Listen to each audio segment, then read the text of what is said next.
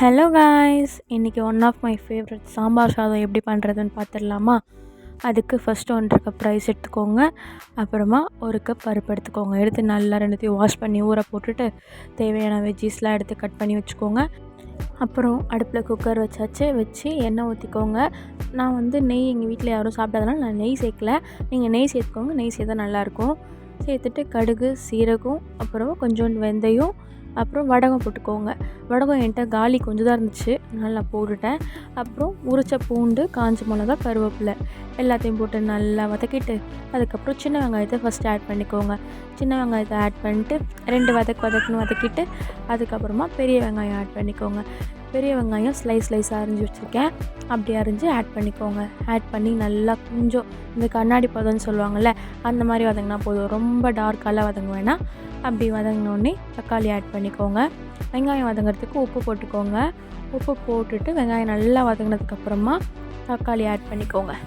தக்காளி அதே மாதிரி தான் நீட்டாக அரிஞ்சு வச்சுருக்கேன். குக்கர்லன்றதுனால நீங்கள் ஸ்மாஷ் பண்ணிலாம் போட வேணாம், அப்படியே போட்டால் போதும். போட்டு நல்லா வதக்கிக்கோங்க. நான் எனக்கு சாம்பார் சாதம்னா ரொம்ப பிடிக்கும்.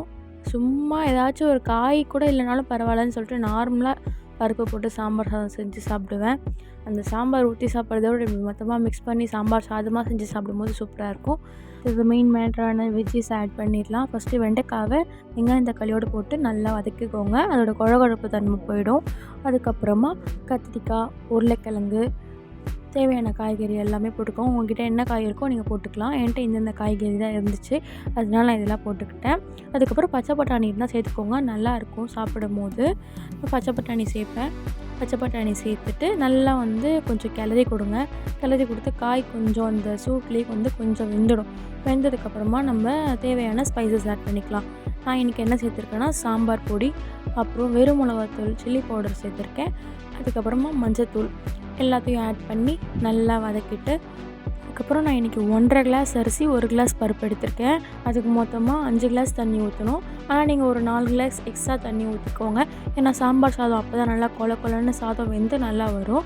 அதனால் 9 கிளாஸ் தண்ணி ஊற்றிக்கோங்க. நான் போடுற அளவுக்கு 9 கிளாஸ் தண்ணி ஊற்றுனீங்கன்னா நல்லா கொலன்னு வரும் சாம்பார் சாதம். சாப்பிட்றதுக்கு நல்லாயிருக்கும். அது கூட அப்பளம் ஊறுகாய் வச்சு சாப்பிட்டா சூப்பராக இருக்கும். Happy cooking.